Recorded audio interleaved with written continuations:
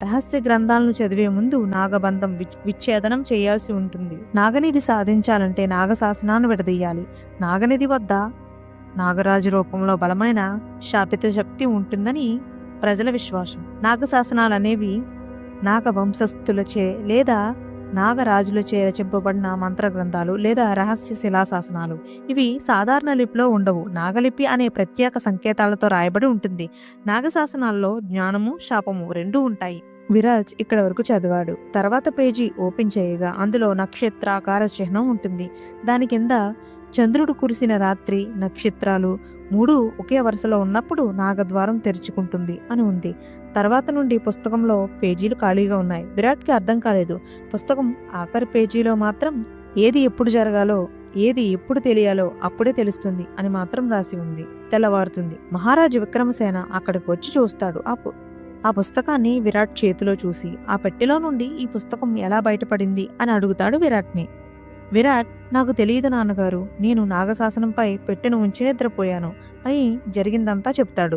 విరాట్ తాతగారు రాసిన అక్షరాలు విక్రమసేనకు కనిపించలేదు. అవి ఖాళీ కాగితపు పుస్తకంలా మాత్రమే అతనికి కనిపించాయి.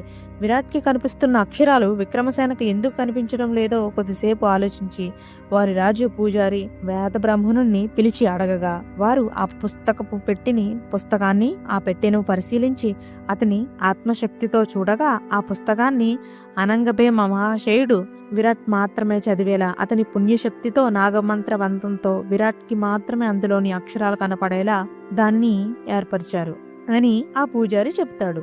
అంతేకాక ఇందులోని అక్షరాలు సందర్భాన్ని బట్టి, స్థలాన్ని బట్టి మీరు కొనుగొనే నాగనిధికి మార్గదర్శకం అవుతుందని చెప్పాడు. ఇంకోవైపు అగ్నికాలుడు పగతో తన అగ్నిశక్తిని అణిచి రాజ్యంలోకి అడుగు పెట్టకుండా జలగర్భ యంత్రం సహాయంతో తన రాజ్యానికి రక్షణ కవచాన్ని ఏర్పరచుకున్న విరాట్పై కోపంతో తంత్ర మంత్రాలకు అతీతమైన క్షుద్ర శక్తులు కలిగిన దేవత చండకాపాలికాదేవిని ప్రసన్నం చేసుకోవడానికి మార్గాలు వెతుకుతున్నాడు. ఇవి ఇలా ఉండగా పాటలీపుత్రం నుంచి యువ పండితుడు బ్రహ్మలిపి, నాగలిపి లాంటి ఎన్నో పురాతన శాసనాలను అధ్యయనం చేయగలవాడు విద్యాధరుడు. తన అన్వేషణలో భాగంగా అతడు పాటలీపుత్రం నుంచి ప్రాచీన ఆంధ్రప్రదేశ్లోని కృష్ణానది ఒడ్డున ఉన్న ఒక గ్రామం నాగాపురంకి వచ్చాడు. ఆ ఊరిలోనే ఒక పురాతన శివాలయం కింద అతనికి ఒక శాసనం దొరికింది. అది బ్రాహ్మీ లిపిలో ఇలా ఉంది: యత్ర నాగాం సూక్తాం శివ్ తత్ర రత్నాని గుప్తాని భవంతి యః పాటేయథం రక్షతి వాసుకి.